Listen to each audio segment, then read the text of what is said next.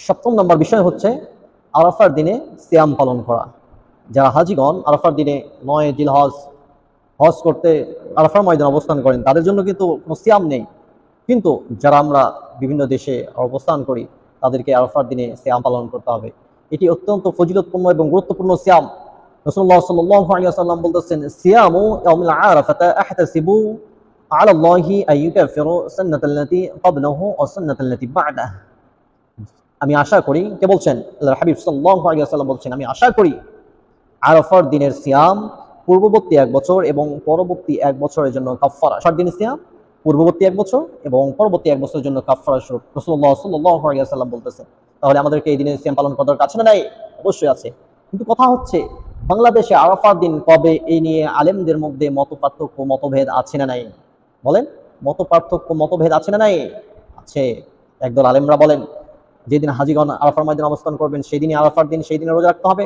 আরেকদল আলেমরা বলেন যেহেতু সেই দিন ঈদের আগের দিন আরাফা, অতএব বাংলাদেশে ঈদের আগের দিনে আরাফার দিন, সেই দিন রোজা পালন করতে হবে। মতভেদ আছে না? বৃহৎ মতপার্থক্য, মতভেদ আছে। এই নিয়ে দ্বন্দ্ব ফাসাদের শেষ নেই। এখন সমাধান হচ্ছে, দুইটি মত যারা যারা এই নিয়ে দ্বিধাদ্বন্দ্বে আছেন, তারা অবশ্যই এই দুইটি মতের যে কোনো একটি বেছে নিতে পারবেন অথবা উভয়টি বেছে নিতে পারবেন। যারা আমরা দ্বিধাদ্বন্দ্বে আছি তারা অবশ্যই ৮ তারিখ এবং ৯ তারিখ ২ দিন রোজা রাখবো। তাহলে কি হবে? তাহলে যারা মনে করেন ইয়াউমুল আরাফাতে যেদিন হাজিরা অবস্থান করেন সেই দিন ইয়াউমুল আরাফা, সেই দিন বাংলাদেশের ৮ তারিখ, ঠিক কিনা?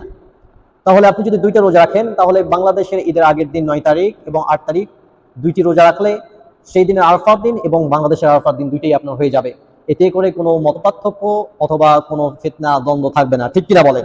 আমরা কোনো পার্থক্য চাই না, কোনো ফিতনা চাই না, কোনো বিভক্তি চাই না, আমরা চাই ঐক্য। যারা বলেন ঠিক কিনা? আমরা ঐক্য চাই। এই জন্য আমরা কোনো বিভেদে জড়াতে চাই না, ষড়যন্ত্রে জড়াতে চাই না, আমরা কোনো ফেরকা ফাসাদে জড়াতে চাই না। আমরা চাই কিভাবে ঐক্যের মধ্যে থাকতে চাই। রাজি আছে সকলে ইনশাআল্লাহ? কেউ গলাবাজি করবেন? কেউ ফিতনা ফাসাদ সৃষ্টি করবেন না, এখান থেকে বিরত থাকবেন। আমরা ২টা রোজা পালন করব, তাহলে আল্লাহ রাব্বুল আলামিন আমাদের জন্য যে কোনো একদিন আরাফার দিন হিসেবে কবুল করবেন। সকলে করুন আমিন।